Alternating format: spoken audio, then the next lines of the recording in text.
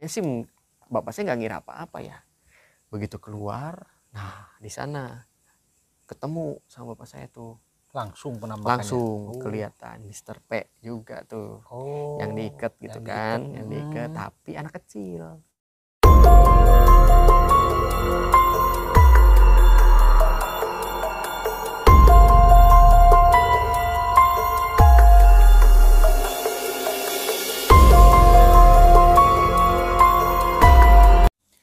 Assalamualaikum warahmatullahi wabarakatuh.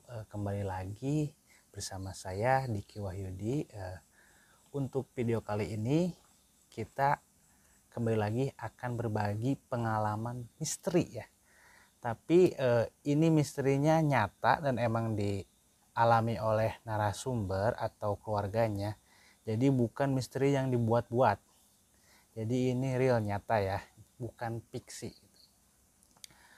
Dan malam ini saya kedatangan teman saya, ada Kang Febi.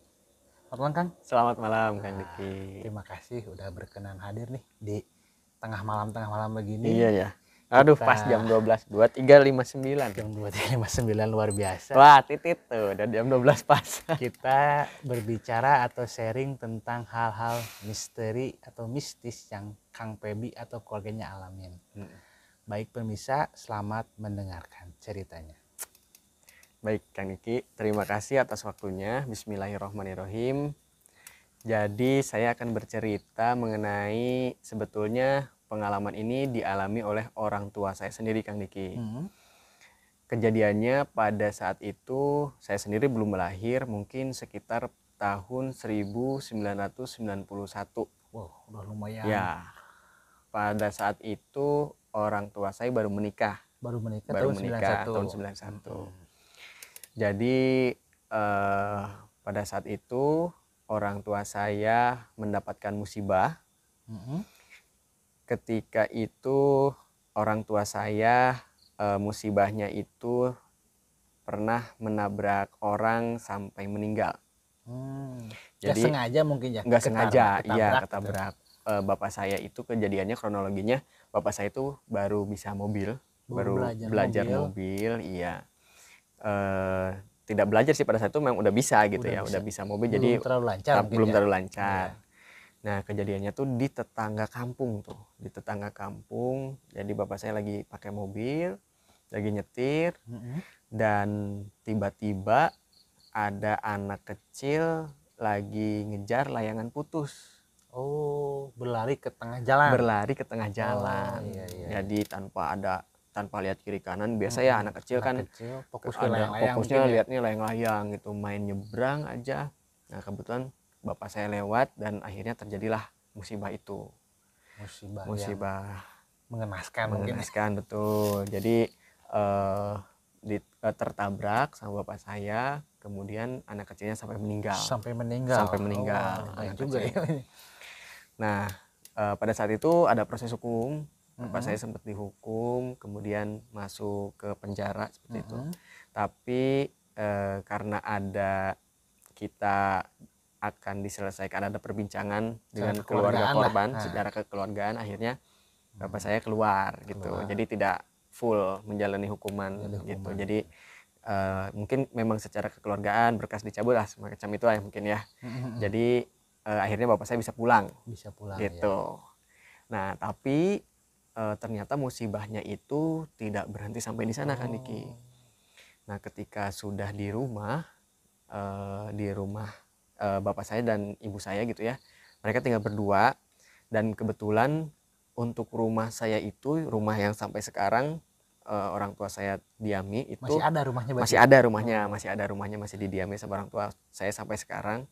Itu termasuk rumah jadul lah, rumah yang tua gitu ya, bangunan dulu. Jadi bapak saya masih kecil, rumah itu sudah ada gitu. Jadi lumayan, rumahnya besar memang, maksudnya untuk ukuran pada saat itu ya. Rumahnya agak besar tapi jadul gitu. Tapi rumahnya jadul ya, rumah jadul lah mas, kan si lantainya nggak diplester gitu-gitulah ya. Pokoknya identik lah, rumah jadul lah. Itu rumah nenek, itu sebenarnya rumah neneknya, berarti buyut saya rumah neneknya bapak saya. Kebetulan bapak saya itu tinggal sama nenek dari kecil.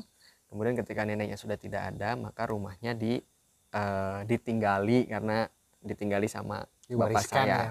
Ya kalau diwariskan mungkin ke aki ya, ke orang tua bapaknya, ke orang tua bapak saya. Nah ini mah belum diwariskan, tapi sudah ditinggali sama ibu saya dan bapak saya. Dari dulu bapak Kang Pebi tinggal di sana. Jadi nerusin gitu, tinggal di sana setelah berkeluarga.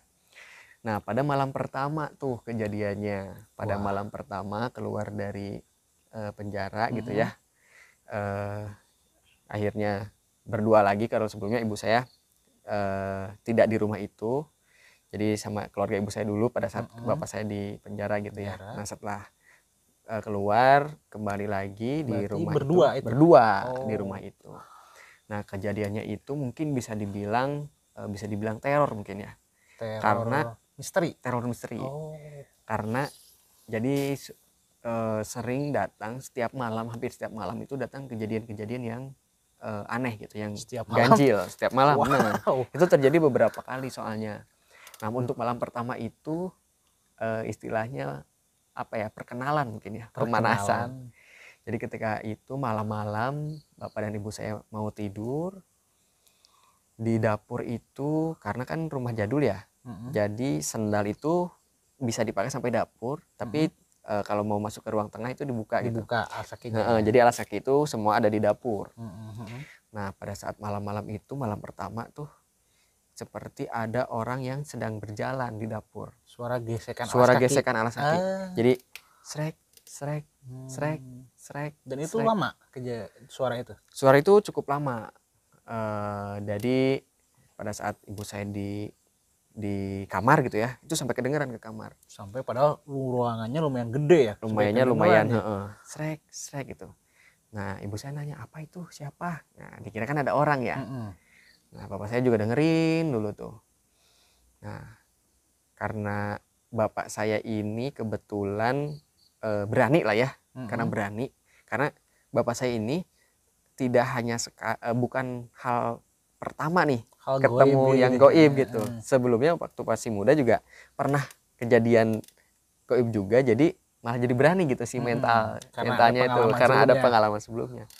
Nah bapak saya tuh langsung ke belakang, langsung ke dapur dilihat. Nah pas dapur sendal semua masih ada di posisi semula, nggak ada yang jadi kemana gitu. Sendalnya masih di area depan pintu itu, jadi nggak kemana-mana. Dilihatin, diperiksa sama bapak saya, takut ada orang, nggak ada siapa-siapa. Akhirnya balik lagi ke kamar ke ibu saya. Pas mau tidur lagi, nggak lama lagi dari sana ada lagi suara srek. Serem juga ya. Nah dari sana wah ini bukan orang ini, berarti ada sesuatu gitu. Bapak saya kan berani ya, jadi malah ditanya sama bapak, siapa kamu gitu. Teriak teriak dari kamar ke dapur, siapa kamu, sini kalau berani gitu. Jadi kata bahasa Sunda ya, sama nih gitu. Dia gitu ya, tampakin gitu. Nah tapi nggak ada. Untuk malam itu nggak ada. Nah akhirnya nggak tahu gimana ya, karena kan nggak tahu spesifiknya ya. Karena ini cerita dari orang tua saya. Tidur malam itu bisa tidur. Nah, hari kedua nih Kang Niki ada lagi. Wow. Nah hari kedua, kalau hari kedua tuh bukan sendal, kembali lagi posisinya pada saat menjelang mau tidur. Kalau ini dia di plafon rumah. Bukan di genteng ya, tapi plafon gitu. Di plafon rumah. Kalau binatang mungkin ya, kalau binatang itu seharusnya mungkin kalau misalkan tikus ya, ada suara nih di plafon, ada suara. Kalau binatang mungkin akan ketahuan lah, tikus, suara lari-lari ya, lari gitu. Nah kalau ini suaranya bukan lari-lari, tapi kayak loncat, tapi berat, kayak bluk. Dan gitu. Itu terus menerus. Dan itu apa sekali ada jeda. Bluk lagi. Kayak diem dulu, terus bluk lagi gitu. Nah, itu juga ibu saya tuh yang panik. naon eta gitu, apa itu gitu ya. Nah bapak saya diamin dulu, ada lagi tuh bluk gitu ya. Nah ini beda lagi nih, bapak saya dilihat lagi, naik lihat lagi center. Kalau dulu senternya sampai naik plafon kan ada itu ya, apa namanya, angin-angin itu ya, jalan buat ada masuk jalan buat masuk ke plafon.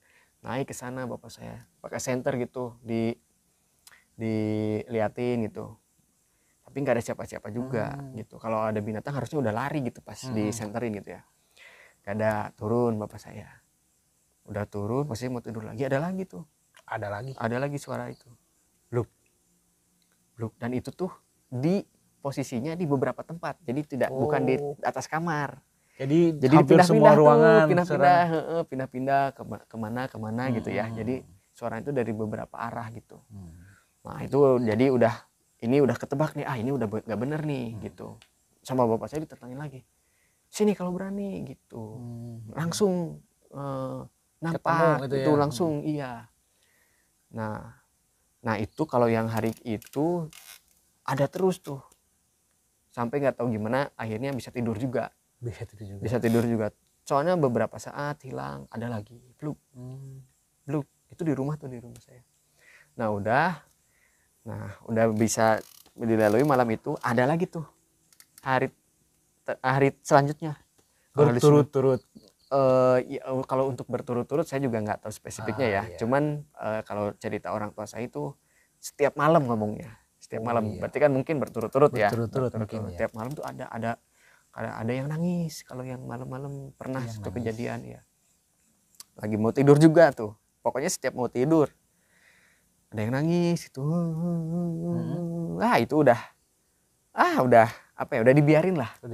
Saking kesel ada, bingung ada mungkin. Dan mungkin saking terbiasa karena gangguan itu ya. Kalau ibu saya justru nggak biasa. Kalau ibu saya justru panik gitu. Nah tapi bapak saya nenangin, udah nggak apa-apa katanya. Gak kebayang jam tidurnya jadi terganggu. Iya jadi terganggu. Ada yang nangis itu semalaman. Wah udah istilahnya soak lah gitu ya. Ibu saya udah mentalnya udah kena gitu kan. Karena setiap malam ada terus kejadian seperti itu. Nah yang istilahnya apa ya, yang ininya mungkin finalnya gitu ya. Satu malam lagi bapak saya kebetulan, kalau rumah saya itu kamar mandi itu di luar.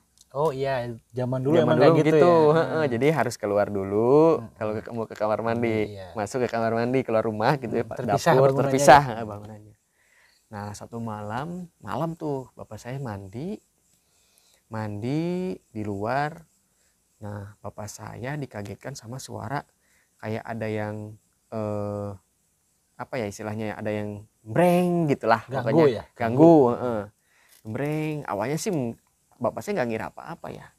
Begitu keluar, nah di sana ketemu sama bapak saya tuh. Langsung kelihatan Mr. P juga tuh, yang diikat gitu kan, yang diikat tapi anak kecil dalam sosoknya. Berarti ukurannya anak kecil gitu. Nah apa ya, untuk usianya mungkin atau posturnya mungkin seumuran sama yang ditabrak dulu gitu, yang ketabrak.